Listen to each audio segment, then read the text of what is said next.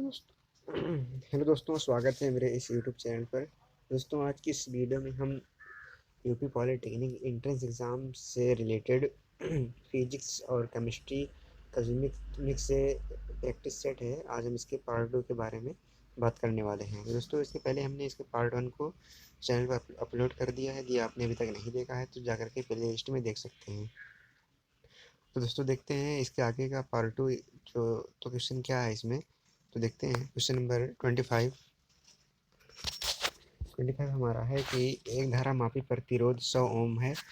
इसमें 2 वोल्ट का विभवांतर लगाने से 20 भाग का विक्षेपण होता है। इसकी धारा की सुग्राह्यता ज्ञात कीजिए। धारा की सुग्राह्यता ज्ञात करना है। एक धारा मापी, इसका प्रतिरोध 100 ओम दिया गया है और उस पर 2 वोल्ट का विभवांतर लग रहा है और जिससे 20 भाग का विक्षेपण हो रहा है। तो देखते हैं इसका हल क्या है। तो दोस्तों, अभी तक आपने यदि हमारे चैनल को सब्सक्राइब नहीं किया है, सब्सक्राइब कर लें, क्योंकि पॉलिटिक्स से रिलेटेड हम वीडियो लाते रहते हैं। देखिए 25 का आंसर क्या है कि जहाँ पे देखो दिया है आर हमारा दिया गया था 100 ओम और विभवांतर जो दिया गया था 2 वोल्ट का दिया गया था। तो इससे हम धारा ज्ञात कर लेंगे, आई बराबर वी बाई आर। तो हमारी धारा क्या आएगी, 0.2 एम्पियर की आएगी। तथा आई बराबर के थीटा, जहाँ के है हमारा विक्षेपण से संबंधित है, आई अपान थीटा। तो वही जो हमको सुग्राह्यता ज्ञात करनी थी धारा की, वही हमारा क्या है, यहाँ पे के क्या है, सुग्राह्यता है और थीटा क्या है, विक्षेपण है। देखिए यहाँ पे समझ लीजिए फिर से, यहाँ पे जो आई धारा है और के क्या है, सुग्राह्यता है और थीटा क्या है, विक्षेपण है। 20 का विक्षेपण हो रहा था और हमको सुग्राह्यता ज्ञात करनी है, तो धारा पता चल गया, विक्षेपण से हमने भाग दे दिया तो 0.001। तो इसका जो आंसर हो जाएगा 0.001 हो जाएगा।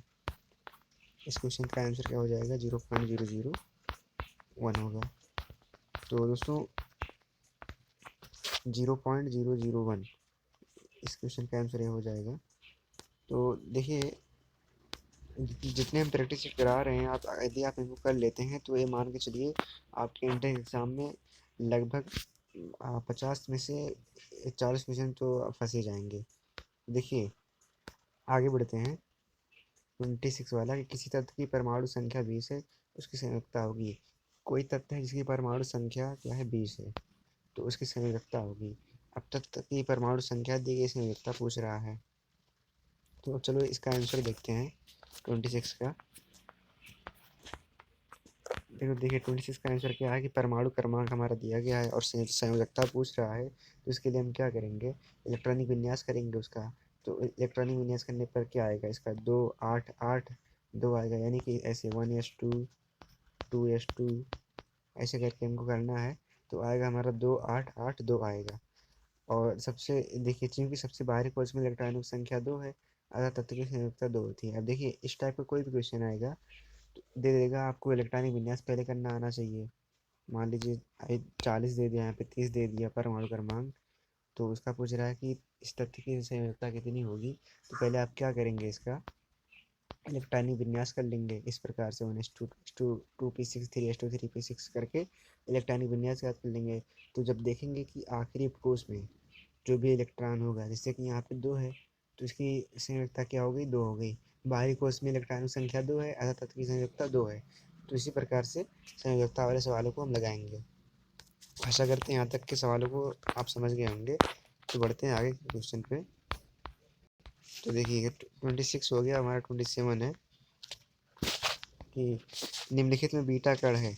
अब बीटा कण +1 electron negative, +1 electron 0, -1 electron 0, 0 neutron 1, 1 proton 1।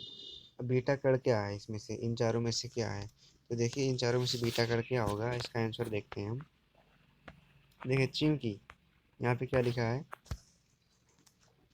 हाँ 1 मिनट दिखा देते हैं आपको अच्छे से जूम करके। देखिए यहाँ पे लिखा है चूंकि बीटा कण पर इलेक्ट्रॉन चूंकि बीटा कण पर इकाई का ऋण आवेश होता है तथा भार नगण्य होता है, अतः इसका सूत्र -1 E0 होगा। भार क्या होता है, नगण्य होता है, और इलेक्ट्रॉन पर जो आवेश होता है, कौन सा आवेश होता है, ऋण आवेश होता है, तो इसीलिए -1 e⁻0 हो जाएगा। तो इसका आंसर जो हो जाएगा सही, -1 e⁻0 हो जाएगा।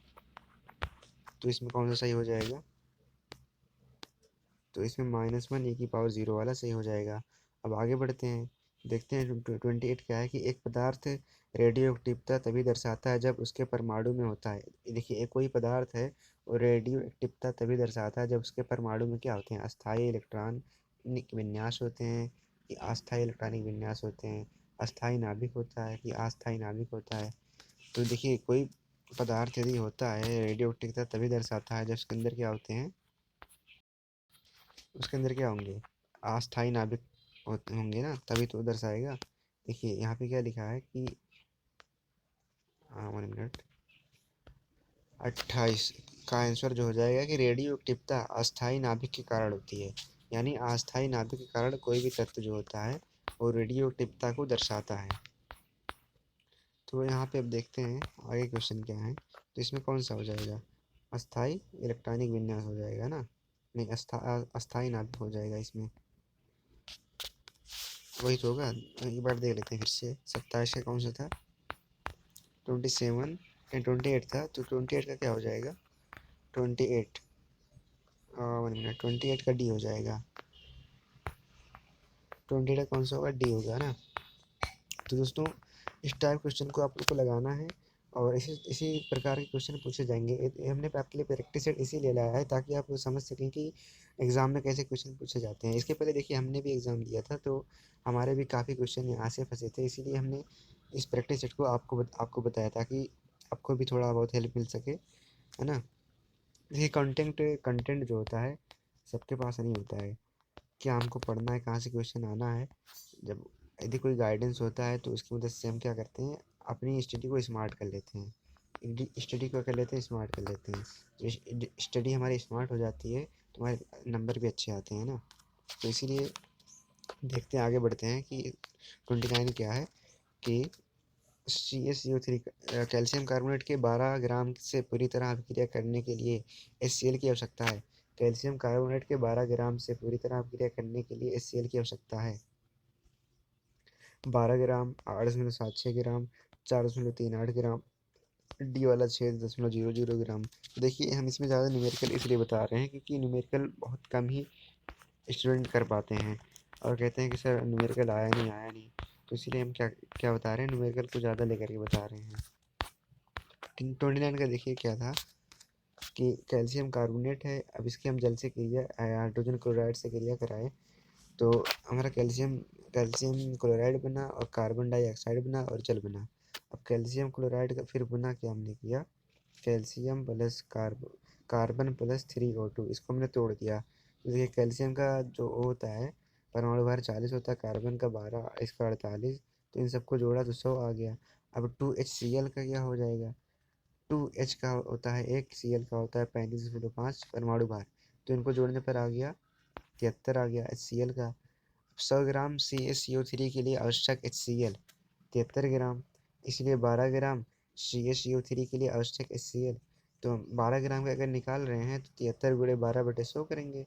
100 ग्राम के लिए 73 आया है तो 12 ग्राम के लिए क्या आएगा, इनका और इनका गुणा करा देंगे, 100 से भाग देंगे तो 8.76 ग्राम आ जाएगा। तो इस क्वेश्चन के आंसर को आप देख सकते हैं, इस प्रकार से इस क्वेश्चन को हल किया जाएगा और इसमें जो आंसर आएगा 8.76 आएगा। तो इसमें कौन सा आंसर से हो जाएगा, 8.76 ग्राम वाला।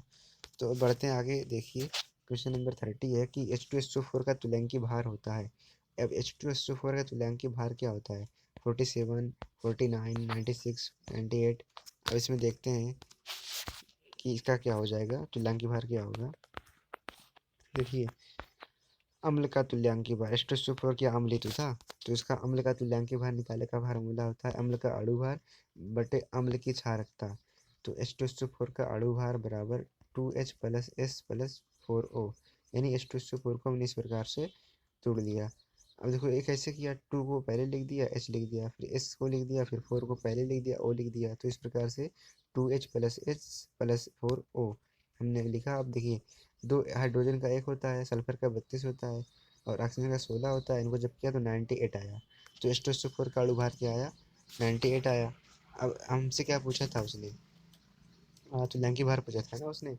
देखिए चूँकि यहाँ पे क्या लिखा है, चूँकि SO4 2 निगेटिव संयोजकता 2 है, SO4 H2 नेगेटिव की जो संयोजकता है वो हमारे 2 है, इसलिए H2SO4 की क्षारकता भी 2 होगी।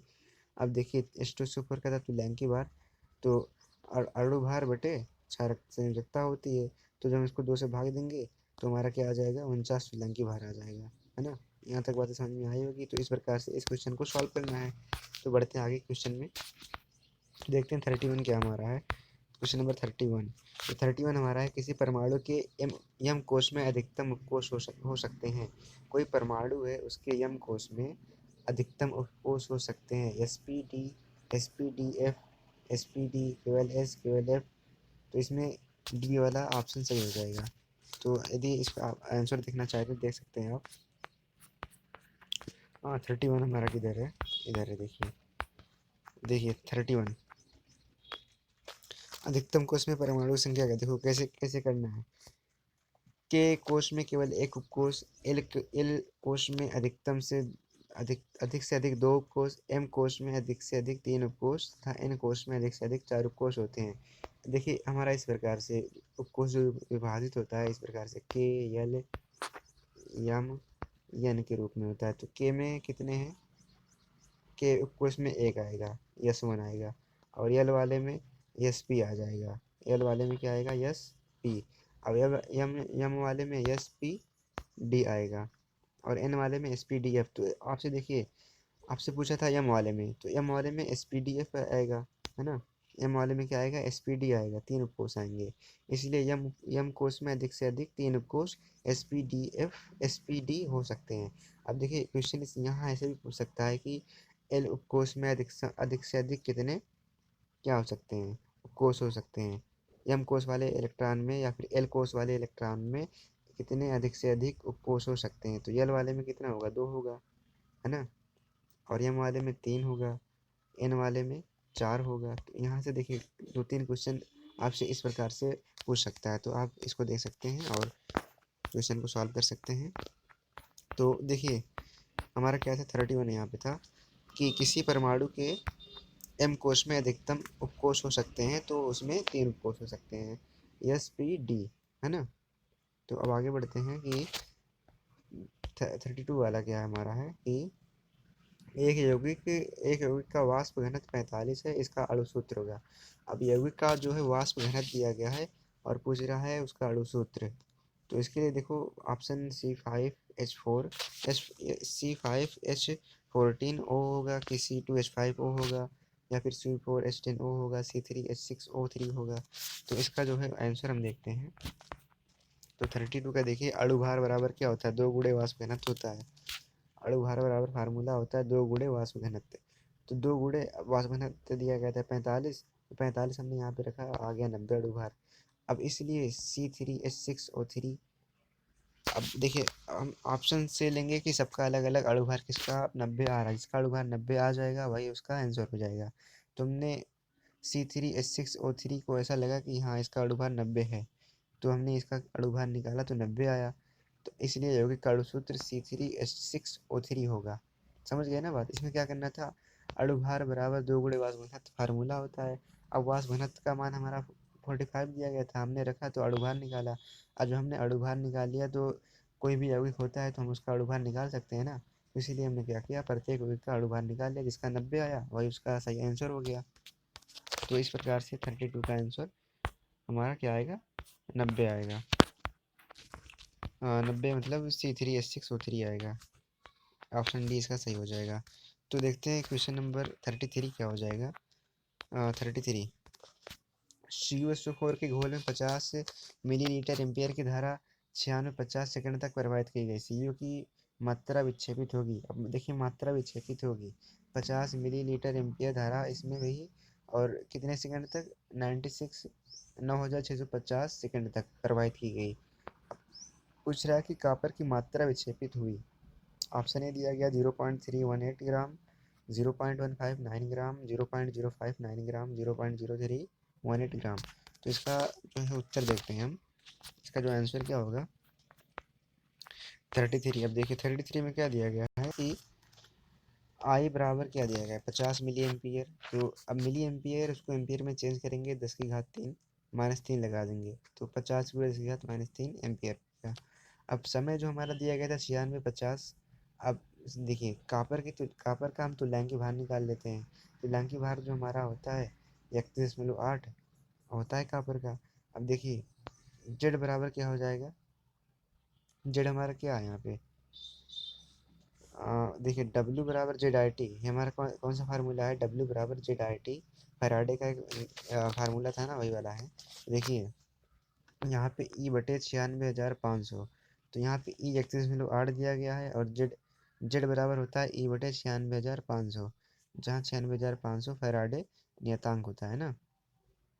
तो अब देखिए डब्ल्यू बराबर क्या हो जाएगा यहाँ से डब्ल्यू बराबर जेड आई टी। तो जेड का मान हमारा 96,000, ई अपान 96,500 हमने रख दिया, आई गुणे टी ऐसे कर दिया। अब ई का वैल्यू यहाँ से हम 31.8 रखेंगे यहाँ पे, और गुणे 50 कर देंगे।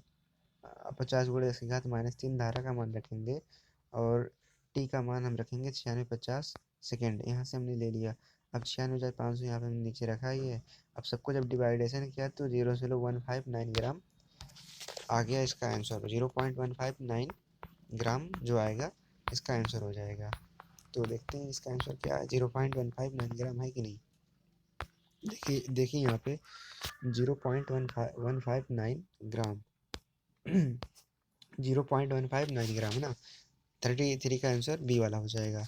अब बढ़ते हैं 34 की तरफ।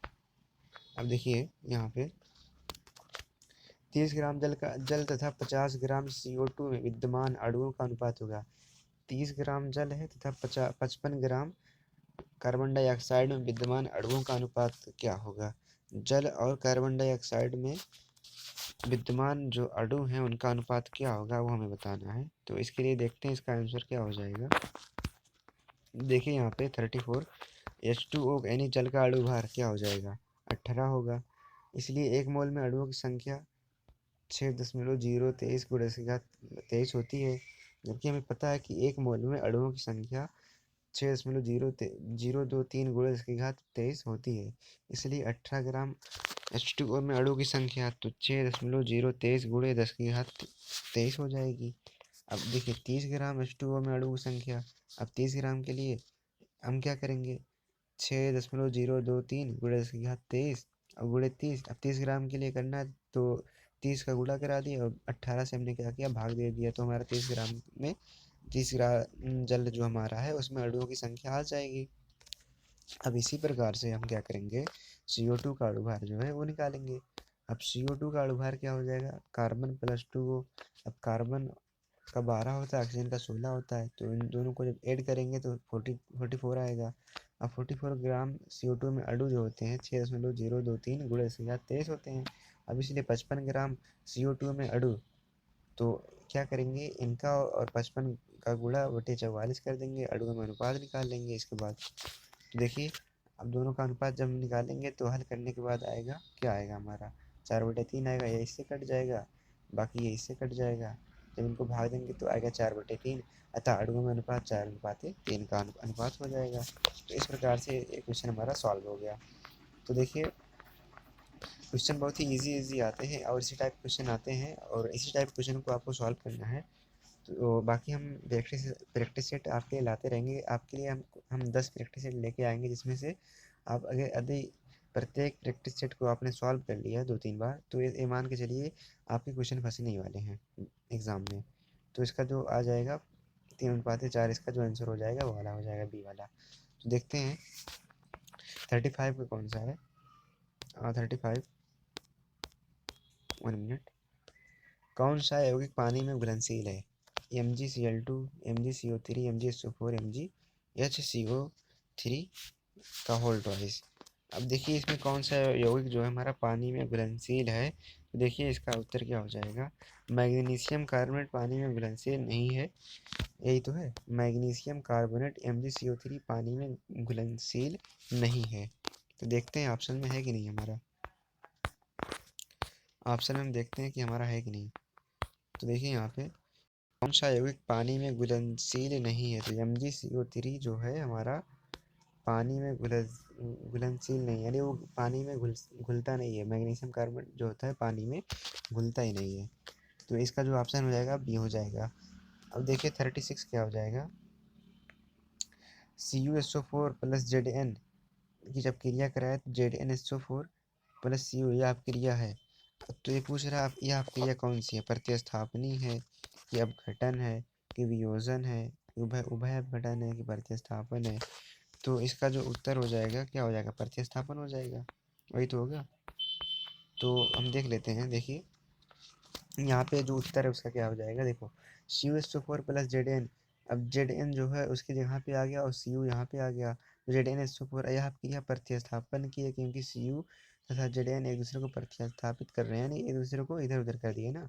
वो Zn इसकी जगह पे आ गया और Cu उसकी जगह पे आ गया, तो इसीलिए कौन सी अपक्रिया हो गई, प्रतिस्थापन अपक्रिया हो गई। तो इस क्वेश्चन का आंसर क्या हो जाएगा, प्रतिस्थापन अपक्रिया है। तो यहाँ पे देखिए क्या हो जाएगा इसका आंसर, प्रतिस्थापन अपक्रिया है। तो ये इतनी चीज़ें आपको समझ में आई होगी। तो आगे बढ़ते हैं हम। तो देखिए यहाँ पे 37 वाला क्वेश्चन का आंसर क्या है कि अमोनिया गैस सोडियम के साथ क्रिया करके बनाती है। अमोनिया हमारे जो गैस है NH3 जो है सोडियम के साथ क्रिया करके क्या बनाएगी, सोडियम हाइड्राइड बनाएगी, सोडियम नाइट्राइड बनाएगी, सोडा एमाइड बनाएगी, उपरोक्त में से कोई नहीं बनाएगी। तो सोडियम हाइड्रैक्स ऐसा अगर सोडियम के साथ अमोनिया क्रिया करती है तो हमारा क्या क्या बन जाएगा, हमारा बन जाता है सोडियम सोडा एमाइड बन जाता है। क्या बन जाता है, सोडा एमाइड। देखिए यहाँ पे अमोनिया गैस सोडियम के साथ क्रिया करके सोडा एमाइड बनाती है। 2Na प्लस 2NH3 जब ये क्रिया करेगी तो 2Na NH2 plus H2 hydrogen जो है निकल जाएगा बाहर और बन जाएगा सोडा एमाइड। तो इसका आंसर क्या हो जाएगा, सोडा एमाइड बनाती है। अच्छा अब देखिए यहाँ पे एक बार और थोड़ा सा देख लेते हैं। यहाँ पे आपको फार्मूला भी याद होना चाहिए। समझ रहे ना बात को। अभी सोडा एमाइड लिख करके ना आए, फार्मूला दे दे तब फिर आप क्या करेंगे, तो इसीलिए आपको फार्मूला भी याद होना चाहिए। सोडा एमाइड का फार्मूला क्या है, 2NaNH2 है। तो इस प्रकार से इस क्वेश्चन का आंसर हमारा हो जाएगा। तो हमारा कहाँ आ गया क्वेश्चन, 1 मिनट देखते हैं। हाँ यहाँ पे है। तो इसमें क्या हो जाएगा, सोडा एमाइड हो जाएगा। ऑप्शन सी इसका आंसर हो जाएगा। अब 38 देखते हैं। 38 हमारा क्या है कि ये जो हमारा हाइड्रोजन है, कह रहा है कि हाइड्रोजन सल्फाइड गैस अम्लीय पोटेशियम डाइक्रोमेट के विलयन के साथ अपक्रिया करके विलयन के रंग को उड़ा देती है, या फिर लाल कर देती है, या फिर हरा कर देती है, या फिर कोई अपक्रिया नहीं करती है। तो क्वेश्चन को फिर से समझते हैं कि हाइड्रोजन सल्फाइड गैस अम्लीय पोटेशियम डाइक्रोमेट के विलयन के साथ अपक्रिया करके क्या करती है, विलयन के रंग को उड़ा देती है, लाल कर देती है, हरा कर देती है। तो 38 के जो आंसर को हम देखते हैं, देखिए K2Cr2O7 plus 4H2SO4 plus 3H2S। अब ये जो क्रिया करेगी तो K2SO4 प्लस Kr2SO4 का होल थ्राइज हरा और प्लस 7H2O प्लस 3S। अब क्रिया में देखो, अब क्रिया में क्रोमियम सल्फेट बनता है जिसका रंग हरा होता है, अतः विलयन का रंग हरा हो जाएगा। तो इसमें क्या हो जाएगा, विलयन का रंग क्या हो जाएगा, हरा हो जाएगा। विलयन का जो रंग हो जाएगा हमारा वो हरा हो जाएगा इसमें। तो 38 का जो सही आंसर है वो हमारा कौन सा है कि विलयन का रंग हरा हो जाता है ना। अब 39 देखते हैं। 39 क्या है कि समान फिटकरी है। K2SO4 L2SO4 का whole thrice 24H2O, K2SO4 Cr2SO4 का whole thrice 24H2O, K2SO4 Fe2SO4 का होल थ्राइज 24H2O। तो इसका जो सही ऑप्शन है ऑप्शन ए वाला है। तो अब देखिए आंसर भी हम देख लेते हैं। आंसर क्या हमारा दिया गया है, अब फिटकरी का जो है उसने नाम पूछा था, तो देखिए क्या हो जाएगा, फिटकरी का सूत्र क्या हो जाएगा यहाँ पे, K2SO4 Al2SO4 का whole thrice 24H2O, K2SO4 Al2SO4 का होल थ्राइज 24H2O। तो यानी पहला वाला जो है सही। अच्छा अब इसको कैसे याद करोगे, देखो यहाँ भी 2 है, मान लो आता है एग्जाम में, तो कैसे यहाँ भी 2 है, यहाँ भी 4 है, यहाँ भी 2 है, यहाँ भी 4 है, यहाँ भी 2 है, यहाँ भी 24, यानी सम संख्या है। और K2SO4 Al2SO4 24H2O। तो इस प्रकार से आप इसको फिटकरी के सूत्र को याद कर सकते हैं। अब देखिए ये चीज़ दे करके सूत्र को दे करके पूछ भी सकता है कि यहाँ फिटकरी लिखा है, फिटकरी ना लिख करके पोटास एलम पूछ सकता है। तो पोटास एलम को भी हम फिटकरी कहते हैं, कि कह सकता है कि पोटास एलम का रासायनिक सूत्र है। तो आपको कन्फ्यूज नहीं होना है, पोटास एलम ही हमारी फिटकरी है। समझ रहे हैं ना बात को। पोटाश फिल्म जो हमारी फिटकरी है, तो इसका जो ऑप्शन हो जाएगा ऑप्शन ए इसमें सही हो जाएगा। तो देखिए 44 वाला जो आंसर क्वेश्चन है वो हमारा क्या है कि आधुनिक आवर्त सारणी में तत्वों को रखा गया परमाणु के भार के वृद्धि क्रम में, परमाणु क्रमांक के वृद्धि क्रम में, अणु भार के वृद्धि क्रम में, वाष्प घनत्व के वृद्धि क्रम में। जो आधुनिक आवर्त सारणी है वो पूछ रहा है कि तत्वों को किस क्रम में रखा गया है, तो परमाणु क्रमांक के वृद्धि क्रम में रखा गया है। तो इसका आप उत्तर भी देख सकते हैं। देखिए आधुनिक आवर्त सारणी में तत्वों को उनके परमाणु क्रमांक के वृद्धि के बढ़ते हुए क्रम में रखा गया है, तो परमाणु क्रमांक के वृद्धि क्रम में रखा गया है। तो आप इस प्रकार से इस क्वेश्चन के आंसर को देख सकते हैं। तो यहाँ पे इसका जो सही ऑप्शन सही है जो वो हमारा बी वाला है, परमाणु क्रमांक के वृद्धि क्रम में। तो बढ़ते हैं 41 वाले की तरफ। देखिए 41 जो हमारा दिया गया है कि 100 लीटर H2 से संयोग करने के लिए O2 का आयतन लेना होगा। 100 लीटर जो हमारा हाइड्रोजन है उसका संयोग करने के लिए O2 का आयतन लेना होगा। 100 लीटर, 200 लीटर, 10 लीटर, 50 लीटर। तो आयतन लेना है, तो उसको देखते हैं, इसके आंसर को हम देखते हैं। 41 का जो आंसर हो जाएगा हम देखते हैं। देखिए अब हाइड्रोजन जो हमारा है 2H2 है, अब इसको अगर O2 से क्रिया करना है तो कितना जो है आयतन लेना पड़ेगा। तो हम देखते हैं यहाँ पे 2H2 प्लस O2 तो क्रिया करेगा, जल बनेगा। अब यहाँ पे 2 मोल यहाँ पे है, 1 मोल यहाँ पे है, तो 2 आयतन, 1 आयतन। जबकि 2 लीटर H2 के लिए आवश्यक O2 की मात्रा 1 लीटर। इसलिए इसलिए यहाँ पे क्या है, इसलिए 100 लीटर H2 के लिए आवश्यक O2 की मात्रा 1/2 गुणे 100 और बराबर, इसको जब भाग देंगे तो 50 लीटर आ जाएगा। तो यहाँ से कुछ समझना नहीं था इसमें समझना आया था कि जब चूंकि 2 लीटर H2 के लिए आवश्यक O2 की मात्रा 1 लीटर लगती है ना, तो 100 लीटर H2 के लिए हम ज्ञात कर लेंगे O2 की मात्रा, तो 1/2 गुणे 100 50 लीटर। तो वही हमारा 50 जो आएगा वही हमारा आंसर हो जाएगा। तो इसमें जो हमारा उत्तर हो जाएगा इस क्वेश्चन में कहाँ गया 50 लीटर वाला, इसका उत्तर सही हो जाएगा। तो यहाँ पे 50 लीटर जो है सही उत्तर हो जाएगा इसका। अब देखिए 42 की तरफ बढ़ते हैं। 42 वाला क्वेश्चन जो हमारा दिया गया है कि CH2O2 की सजातीय श्रेणी एवं आयुपेसी नाम क्रमशः है। C2H2 की सजातीय श्रेणी। अब एल्काइन एवं मेथेन एथेन है, एल्काइन एवं एथाइन है, एल्कीन एवं एथेन है, एल्कीन एवं एथाइन है। तो इसका जो आंसर हो जाएगा देखते हैं हम 42 C2H2 की सजातीय श्रेणी एल्काइन है। अब देखो C2H2 की सजातीय श्रेणी क्या है, एल्काइन है तथा आयुपेसी नाम एथाइन है। एल्काइन और एथाइन, तो इसमें जहाँ एल्काइन और एथाइन है वही इसका आंसर हो जाएगा। तो एल्काइन हमारा एल्काइन एवं एथाइन, तो देखिए एल्काइन एवं एथाइन यानी कि ऑप्शन बी जो है इसका सही आंसर हो जाएगा इस क्वेश्चन का। तो बढ़ते हैं आगे क्वेश्चन। 43 वाला हमारा क्या है, कच्चे फलों को पकाने में प्रयोग की जाती है C3H8 C2H4 CH3 CHCl3 CH4। अब कच्चा फल जो हमारा है उसको पकाने के लिए C2H4 का हम प्रयोग करते हैं। तो इसका जो सही आंसर हम देख भी लेते हैं एक बार।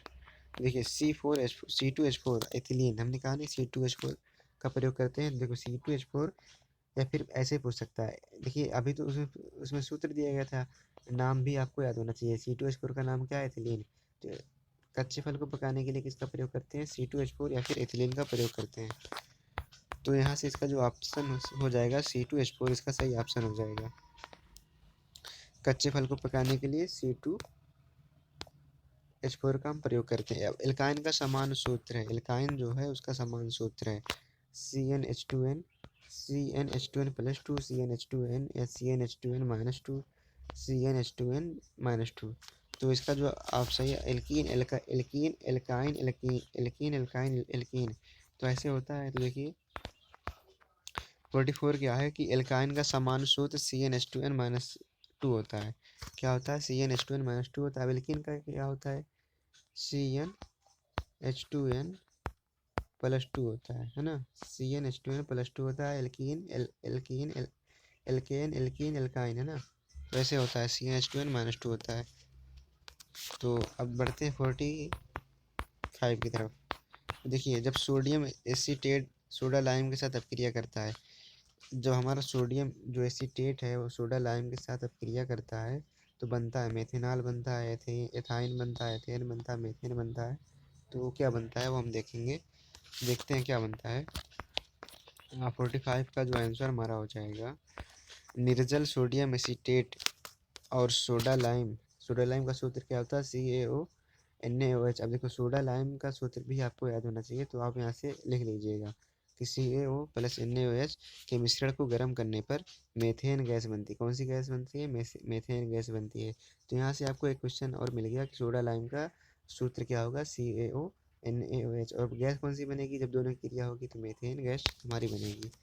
तो 45 का जो आंसर हमारा हो जाएगा, क्या हो जाएगा? 45। हाँ, ये देखिए, जब सोडियम एसीटेट सोडा लाइम के साथ अपक्रिया करता है तो एथेन मीथेन गैस बनती है ना। तो इसका जो ऑप्शन हो जाएगा डी सही हो जाएगा। अब देखिए 46 क्या है कि क्लोरीन का प्रयोग किया जाता है। क्लोरीन जो हमारा है हम उसका प्रयोग करते हैं एंटीबायोटिक के रूप में, संक्रामक रोगी की दवा के रूप में, ज्वरनाशक के रूप में, प्रतिरोधी के रूप में। तो क्लोरीन हमारा किस रूप में यूज करते हैं हम? तो इसका जो ऑप्शन है हम देखते हैं 46। क्लोरीन को प्रतिरोधी के रूप में प्रयोग किया जाता है। क्लोरीन जो हमारा होता है वो हम उसे प्रतिरोधी के रूप में प्रयोग करते हैं। तो यहाँ से प्रतिरोधी जो यहाँ भी होगा वो 46 का आंसर सही हो जाएगा, प्रतिरोधी वाला। तो देखते हैं प्रतिरोधी का ऑप्शन डी। तो ऑप्शन डी 46 का सही हो जाएगा। अब 47 क्या हमारा है? ये कृत्रिम रेशम तैयार किया जाता है। जो 7 वाला है, कृत्रिम रेशम तैयार किया जाता है गैलेक्टोज से, लैक्टोज से, माल्टोज से, सेल्यूलोज से।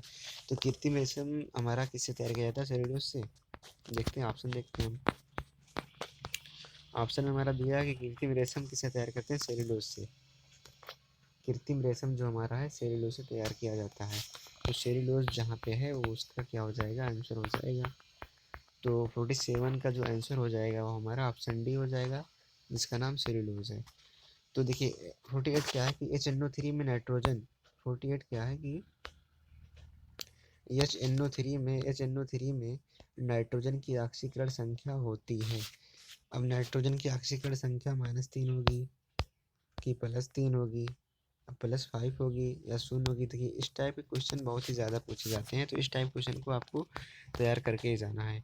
देखिए 48 क्या हमारा था कि माना नाइट्रोजन की ऑक्सीकरण संख्या हम क्या मान लेते हैं? x मान लेते हैं। जिसकी ऑक्सीकरण संख्या हमको ज्ञात करना होता है उसको हम x मान लेते हैं। तो HNO3 H+X-6। तो देखो हाइड्रोजन का जो होता है 1 होता है और ऑक्सीजन का 6 होता है। तो 1+X-6 बराबर 0 के, तो x बराबर हमारा क्या आ जाएगा? 5 आ जाएगा। तो इस प्रकार से क्या कहते हैं HNO3 की में जो n था उसकी जो ऑक्सीकरण संख्या आई 5 आई। तो इस प्रकार के क्वेश्चन को आपको सॉल्व करना है। जो भी आप जितनी भी जो भी आपके पास बुक है, आर्यन जो भी बुक है उससे इन सब क्वेश्चन को आप निकाल करके तैयार करिएगा, ताकि बोर्ड क्या कहते हैं एग्ज़ाम में आपको प्रॉब्लम ना हो, क्वेश्चन आ जाए तो आप उसको सॉल्व कर ले जाएँ। देखिए 49 क्या है हमारा? 49 जो हमारा है कि नीले तोते CuSO4 × 5H2O में विद्यमान जल की प्रतिशत मात्रा है। जो हमारा नीला तोता है CuSO4 5H2O। अब देखिए यहाँ से क्वेश्चन बन सकता है कि नीले तोते का सूत्र है CuSO4 × 5H2O। तो इस यहाँ से क्वेश्चन और बन गया है, इसको भी आप तैयार कर लीजिएगा। या फिर ऐसे पूछ सकता है कि CuSO4 × 5H2O किसका नाम है? नीला तोते का, फिटकरी का, ऐसे करके ऑप्शन दे सकता है। जब आपको याद होगा तो आप नीले तोते पर टिक लगा देंगे। अब इसमें देखो विद्यमान जल की प्रतिशत मात्रा है। कॉपर का जो है वो दिया गया परमाणु भार, सल्फर का परमाणु भार, ऑक्सीजन का परमाणु भार, हाइड्रोजन का दिया गया है। सबका परमाणु भार दिया गया है और हमको जल में विद्यमान मात्रा ज्ञात करनी है। तो देखते हैं इसका आंसर क्या हो जाएगा। देखिए CuSO4 × 5H2O का अणुभार Cu+S+4O+5 2H+O2। तो अब देखिए कॉपर का जो है हमारा 63.5 दिया गया था, सल्फर भी दिया गया था, ऑक्सीजन भी दिया गया था। तो हमने हर जगह पर जिसका परमाणु भार दिया गया था हमने रख लिया। अब सबको ऐड किया तो 249.5 आया। अब चूँकि 249.5 ग्राम नीले तोते में पानी 90 ग्राम है, इसलिए 100 ग्राम नीले तोते में पानी। अब 90 × 100/249 कर दो, तो हमारा 36.06% क्या आ जाएगा? उसका वो आ जाएगा जो हमसे पूछा गया था, प्रतिशत मात्रा पूछी गई थी ना, तो वही हमारा क्या आ जाएगा? आंसर हो जाएगा। जल की प्रति मात्रा क्या आ जाएगी? 45, कितना था?